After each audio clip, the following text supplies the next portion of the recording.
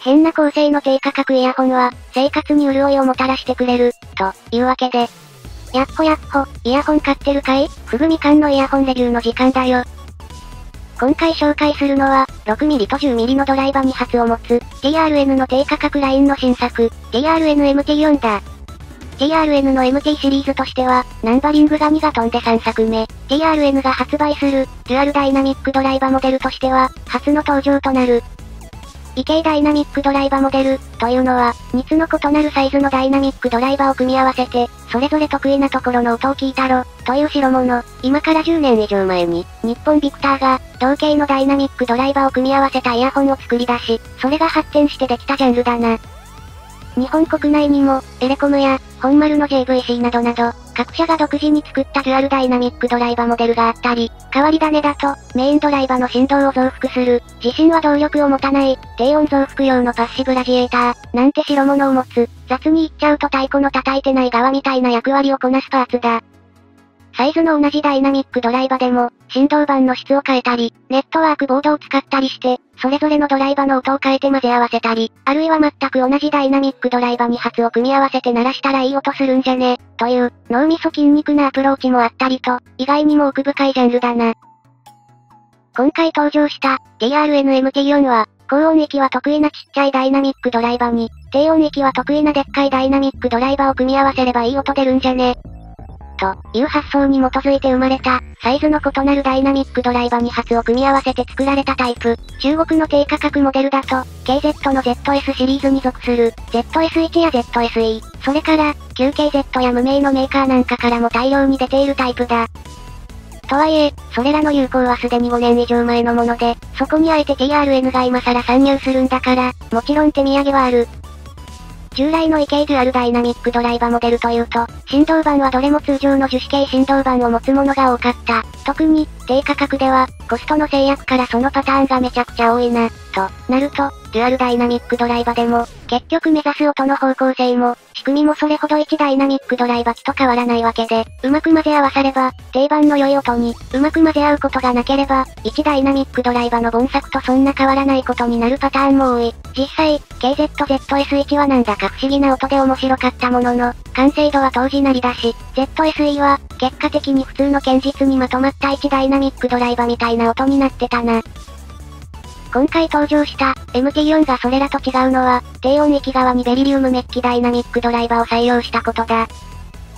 10mm のベリリウムメッキダイナミックドライバは、TRN では、上位機種のスタンダードのポジションにいる、ハイブリッド型。TRN-TAH-MAX にのみ採用されている状況。ただ、最近市場で動きが活発になってるみたいで、ベリリウムメッキを採用した、1ダイナミックドライバモデルは、お手頃な値段で結構積極的に発売されている。それらのお値段は、安くても5000円程度。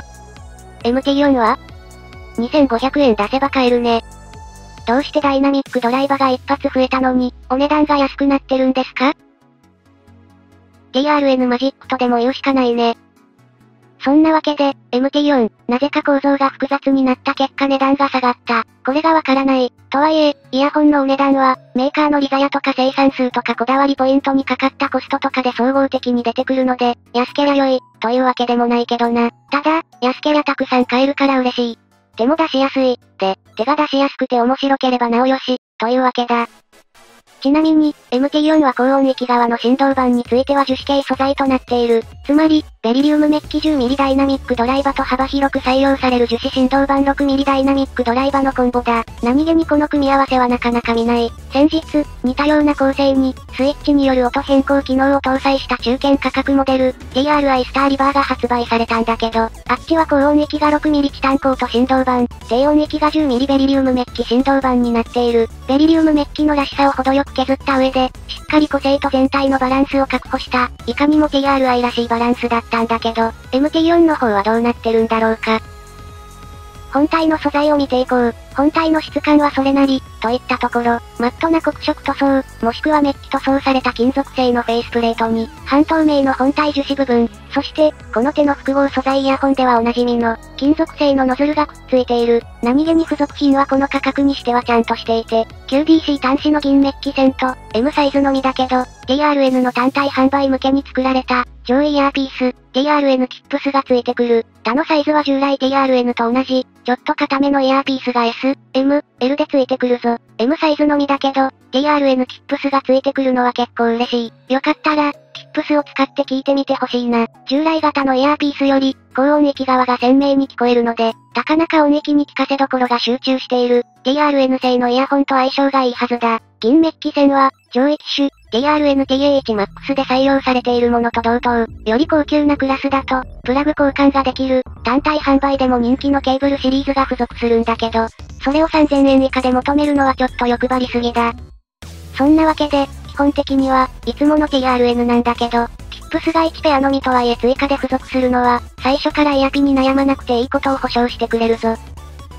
装着感についても、キップスが最初から付いてくることもあって、耳掛け型に慣れている人だったら、全く違和感を感じない、ちょうどいいものだ。フェイスプレートの金属がそれほど厚くなさそうなので、重量を感じないのもポイントだな。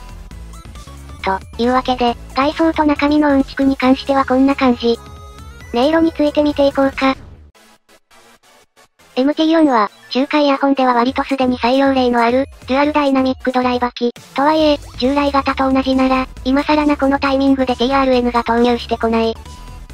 MT4 の良いところは、空間が広めに感じられるところ、ベリリウムメッキと言われて期待するほど、派手なバランスではなく、結構あっさりめのバランスなこと。あっさりめながら、ベース帯域の弾力には、しっかりベリリウムメッキっぽさがあること。これと異なり、ベリリウムメッキダイナミックドライバーを採用していることと、ハイブリッド型であることを前面に押し出している、TAH-MAX とは、ちょっと毛色が異なるな。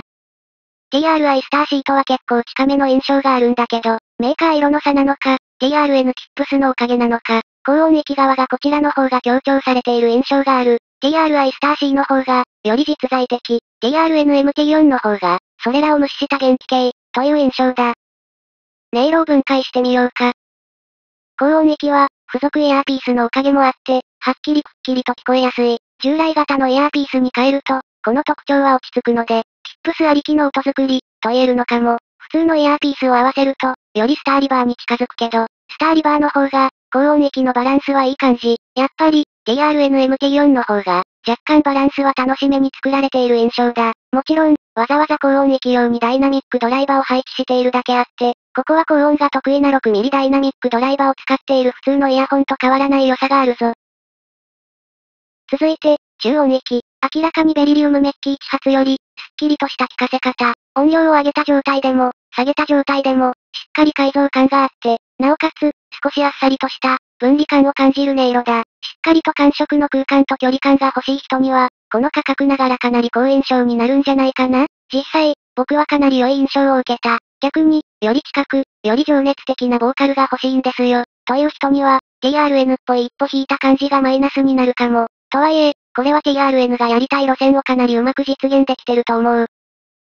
そして低音域。キップスの有無に関わらず、程よく力強く、程よく距離感があり、密閉空間の中で暴れ回ってる感じがない。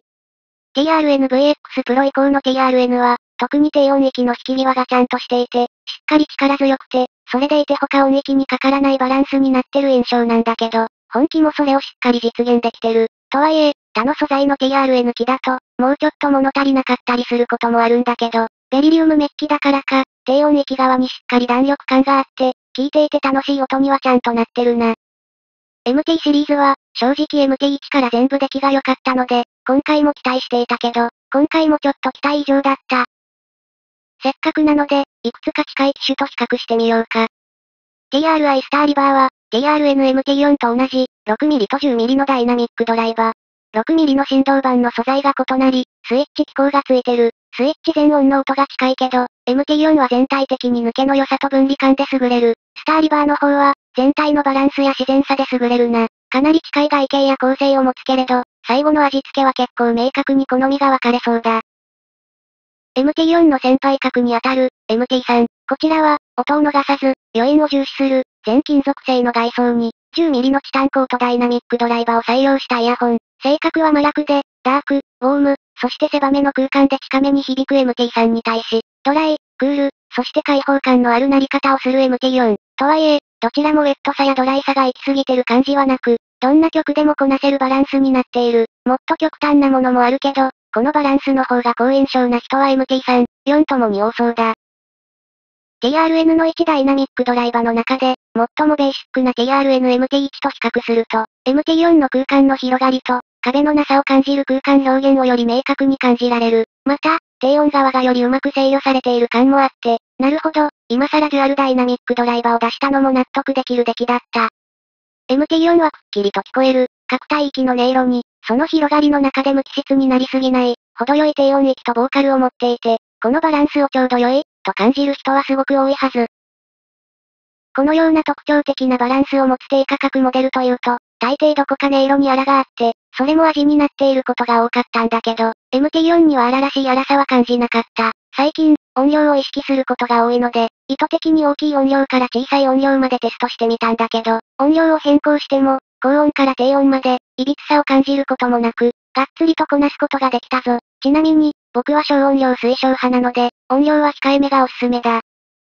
というわけで、この MT4、後にさらに BA ドライバーを追加した、本気モードと思われる、TA3 がすでに発表されていることもあり、TA3 や、先に発売された別ブランドのスターリバーの簡易低価格化バージョンかくらいの印象だったんだけど、そんなことはなく、がっつりと聞き応えのある一本に仕上がっていた。おすすめなのは、この価格帯で手軽に遊びたいそう、デュアルダイナミックドライバーにハマってるそう。それから、TRN っぽさ、とでも言うべきか、広くてどこかそっけないんだけど聞き応えのある音色、そのバランスを体現しているので、普通に TRN ファンにもおすすめだ。